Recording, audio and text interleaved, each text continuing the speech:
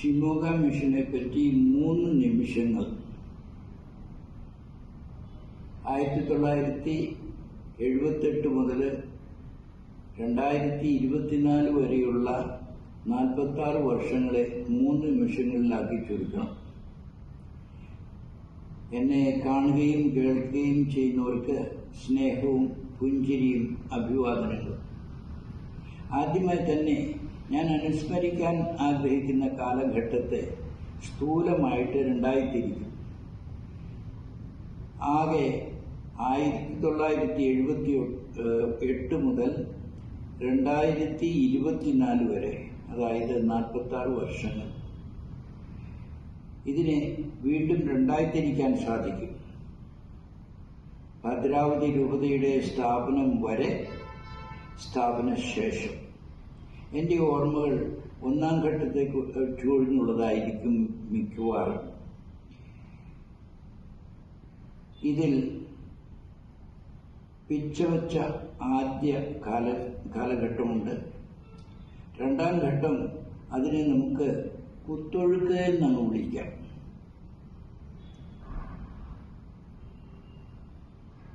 പിച്ചവച്ച നാളുകളിൽ ആസാം വടക്ക് കിഴക്കൻ മിഷനറിമാരുടെ ചേരുവ ചേർത്തതാണ് എടുത്തു പറയാനുള്ള കാര്യം. അതോടുകൂടി മധ്യപ്രദേശിലെ അനുഭവങ്ങളുമായി വന്നു ചേർന്ന അനുഭവങ്ങൾ, നമ്മുടെ പൂപ്പിളിലച്ഛൻ, കരോട്ടച്ഛൻ, പുതിയടത്തച്ഛൻ, ഇന്നില്ലാത്ത ഇടുവള്ളിയുടെ എല്ലാമായിരുന്ന ഫാദർ കിഴക്കേ മുറിയച്ഛൻ, ഇവരെല്ലാം ഗാരോ മലകളിലൂടെ അനുഭവിച്ചതും സമ്പാദിച്ചതുമായിട്ടുള്ള ചേരുവകളെ നന്നായി ചേർത്തു എന്നാണ് എൻ്റെ ഓർമ്മകൾ. പട്ടേരി അച്ഛനും എഫ്രേം പൊട്ടമ്പലച്ചനും പ്രത്യേകം ഹിന്ദി ബെൽറ്റിലെ, ഹിന്ദി പ്രദേശങ്ങളിലെ അനുഭവങ്ങൾ കൊണ്ടുവരുന്നതിന് വേണ്ടിയിട്ട് പോയി വന്ന് നമ്മുടെ ഇടയിൽ ചേർന്നവരാണ്. ഈ കാലഘട്ടം അത്രയും അന്വേഷണത്തിൻ്റെയും പഠനത്തിൻ്റെയും കാലഘട്ടമാണ് എന്ന് നമുക്ക് വിളിക്കാം. ആദ്യഘട്ടത്തിൽ 4-5 തീക്ഷ്ണമതികളായ ആദ്യകാലഘട്ട സന്യാസിനിമാരുടെ മറക്കാനാവാത്ത സാന്നിധ്യം നമുക്കുണ്ടായിരുന്നു. DSS, SH, FCC, SABS, DSJ. ഇവരില്ലായിരുന്നുവെങ്കിൽ അന്നത്തെ മിഷനേയാകുമായിരുന്നില്ല എന്ന് ഞങ്ങൾ ഓരോരുത്തരും ഓർക്കുന്നതാണ്. ഇന്നില്ലാത്തവരെ ഒന്ന് ഓർമ്മിക്കട്ടെ. ജോയി പാനക്കലച്ചൻ, ജോയി വള്ളേമുന്നേലച്ചൻ, തുളുമ്പമാക്കലച്ചൻ, നാം അനുസ്മരിച്ചു കഴിഞ്ഞ കിഴക്കേ മുറിയച്ചൻ.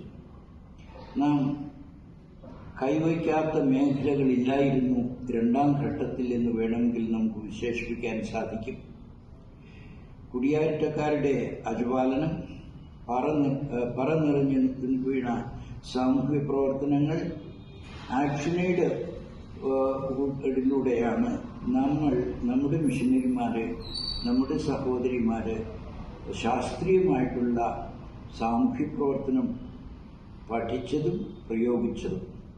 അതിനുശേഷം ഇതിനെ ഏറ്റുവാങ്ങി മുൻപോട്ട് പോകുന്നതിനുണ്ടായിരുന്നു നമ്മുടെ സക്രിയാസച്ചൻ്റെ അകമഴിഞ്ഞ സാന്നിധ്യത്തിലൂടെയും പ്രവർത്തനങ്ങളിലൂടെയും തൻ്റെ സമർപ്പണത്തിൻ്റെയും ഭാഗമായിട്ട് വന്ന ഗുണ്ടർ പ്രഭൃതികൾ, അതിനുശേഷം നമ്മോട് ഒത്തുചേർന്ന് പ്രവർത്തിക്കുന്നതിന് വന്ന സ്വിസ് ടോംപോർട്ടിൻ്റെ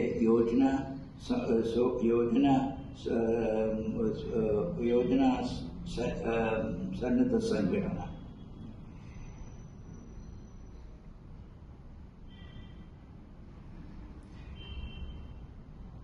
നിരുപാധികം നാം സാമൂഹിക പ്രവർത്തനം ചെയ്തു എന്ന് നമുക്ക് പറയാൻ സാധിക്കും.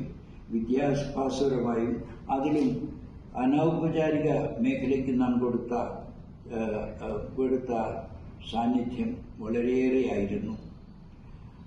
1000 ഗ്രാമീണ നിർധന മക്കളെ മുഖ്യധാരയിലേക്ക് എത്തിക്കുന്നതിന് നമുക്ക് സാധിച്ചു എന്നുള്ളത് നമ്മുടെ 5 ഹോസ്റ്റലുകൾ, വിശേഷപ്പെട്ട ഹോസ്റ്റലുകൾ നമുക്ക് സാന്നിധ്യമാണ്. സമഗ്രമായിരുന്നു എന്ന് ഞാൻ സൂചിപ്പിച്ചുവല്ലോ. നമ്മുടെ പ്രവർത്തനം ഇല്ലായിരുന്നുവെങ്കിൽ എന്താകുമായിരുന്നു എന്നതിനെപ്പറ്റി വേണമെങ്കിൽ നമുക്ക് ചിന്തിക്കാൻ സാധിക്കുന്നതാണ്. അന്ന് അവിടെ ആദ്യമായി നമ്മൾ കൈവച്ചില്ലായിരുന്നുവെങ്കിൽ മഹിളാ മണ്ഡലങ്ങളിൽ എന്ന് പറയപ്പെടുന്ന രീതി അത് സിറ്റി ലേഡീസിൻ്റെതായിട്ട് നിൽക്കുമായിരുന്നു. ഇതിനെ ഗ്രാമാന്തരങ്ങളിലേക്ക് വലിച്ചു കൊണ്ടുവന്നത് MCBSൻ്റെ മിഷണറിമാർ തന്നെയാണ്. അതുപോലെ തന്നെ നേഴ്സറികളും ആ കാലഘട്ടത്തിൽ ടൗണിലെ ലേഡീസ് സംരംഭങ്ങളായിരുന്നു.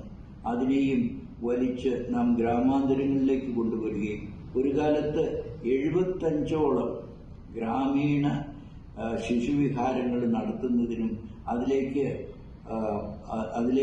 ഗ്രാമീണ മക്കളെ, ഗ്രാമീണ യുവതികളെ അവരെ പാലിക്കുന്നതിനും പ്രോത്സാഹിപ്പിക്കുന്നതിനും പഠിപ്പിക്കുന്നതിനും മറ്റും ഒരുക്കിയെടുത്ത കാലങ്ങളും മറ്റും എൻ്റെ മനസ്സിലൂടെ കടന്നു പോവുകയാണ്. സമഗ്രമായിരുന്നു എന്ന് ഞാൻ പറഞ്ഞല്ലോ. സമഗ്രമായിരുന്നതിൻ്റെ ഭാഗത്തിൽ ദൈവവചനത്തിൻ്റെ ഘോഷണത്തിനും നാം നിറവ് നൽകിയിരുന്നു എന്ന് ഓർക്കുന്നത് വളരെ നല്ലതാണ്. ഒരു കാര്യം നമ്മൾ നന്നായിട്ട് ചിന്തിക്കുക.